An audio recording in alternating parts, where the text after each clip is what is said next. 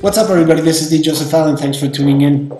This is going to be a video response to Aaron K. 1994. His video is titled, What is Faith? Link in the description box.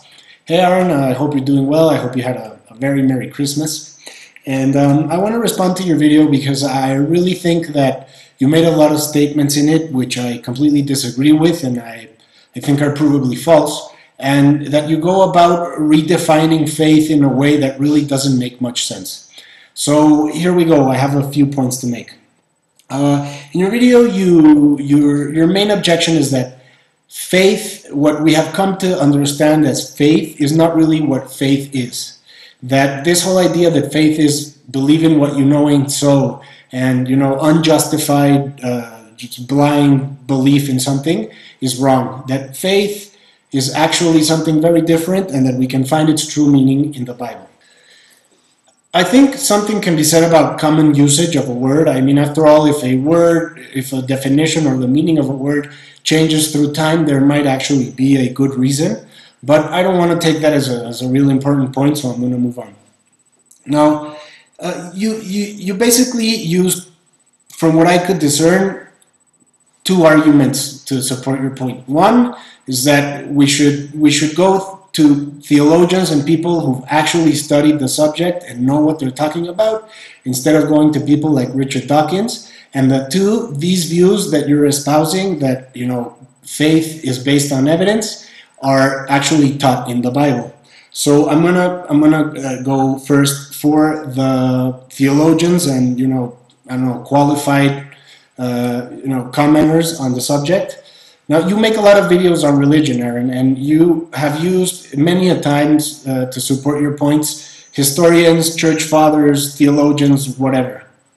In this video, you simply make a blanket statement saying that no serious theologian accepts, the modern definition of faith, the idea that faith is without evidence and without reason. What I'm going to do is, using something that you might consider somewhat of a biased source, although I don't think it will matter, because it's just quotes from historical figures, is Atheism, the Case Against God by George H. Smith.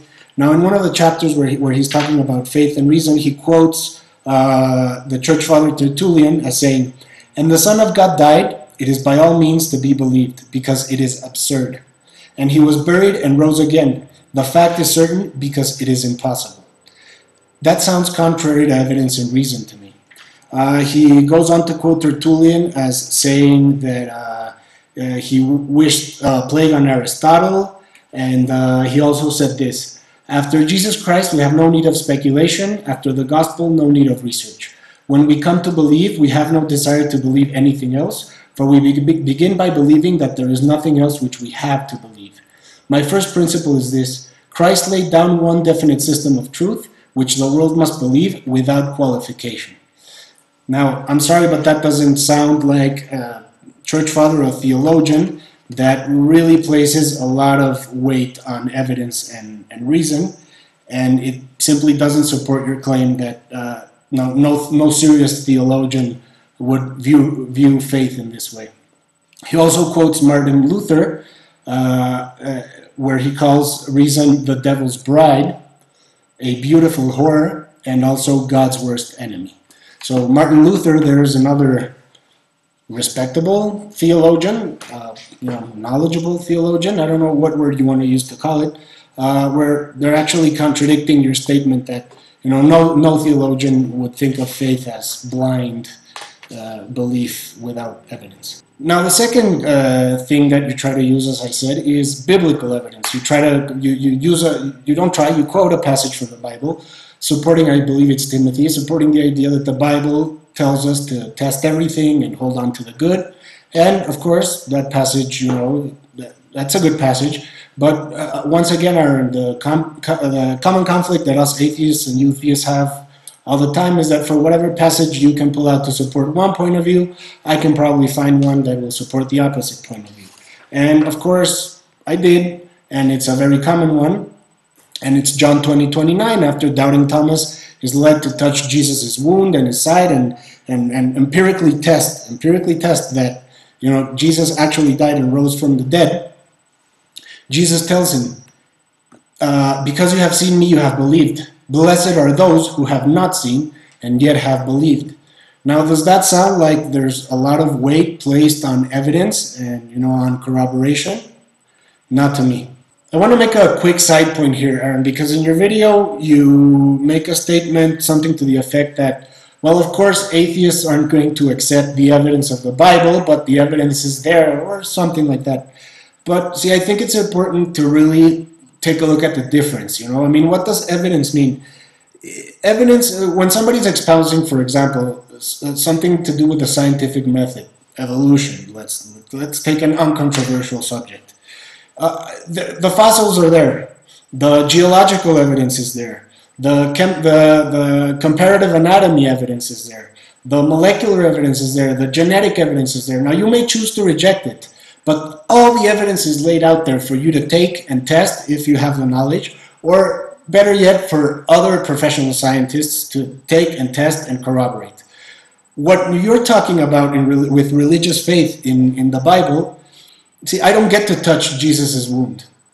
All I have is a long, tradition of taking the Bible as true by Christians and Jews and whatever, and a 2,000-year-old book that claims a lot of things that, if they actually happen, would be very, amazing evidence.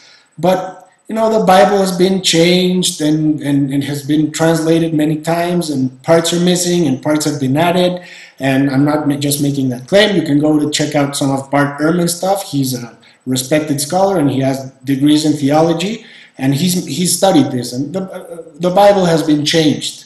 And I think he also makes a very important point about that. He says that as historical biblical scholars, all we can do is say what most likely happened. And by definition, miracles are the least likely occurrence. There's a long argument to be made there, but if you're interested, go check out some of Bert Ehrman's stuff. So there's the difference, is that we don't have the same kind of evidence. The evidence that you're trying to present really is very weak in a lot of our eyes. What I want to do now is get to the main objection that I have of your video, Aaron, and that is your definition of faith. Because I think you're completely off the mark in the way you define faith. And what I'm going to do to try and show this is I'm going to compare your definition of faith to a common definition of knowledge. Now, one common definition of knowledge is justified and true belief. So basically, we have a belief or a hypothesis. We collect all the evidence, and then if there's enough evidence to say this is almost certainly true or it's proven to be true, then it becomes knowledge. So knowledge is justified and true belief. What you do is you say faith is belief based on evidence. So let's change out faith for knowledge. Knowledge is belief based on evidence. And my other definition of knowledge is justified and true belief. So you see what you've done here, Aaron, is you've basically made your definition of faith indistinguishable from a common definition of knowledge. You are blurring the lines between these word definitions, and so you're trying to equate faith with knowledge. So what do we need the word faith for? Let's get rid of it, and you should call your faith knowledge, or all of us should call our knowledge faith. We can get rid of one of them make them synonyms, but they're not. So that's about it. That's the points that I wanted to make, Aaron. If you feel like making a response, I'm open to hearing what you have to say. To everybody else, thanks for watching, and I'll see you around.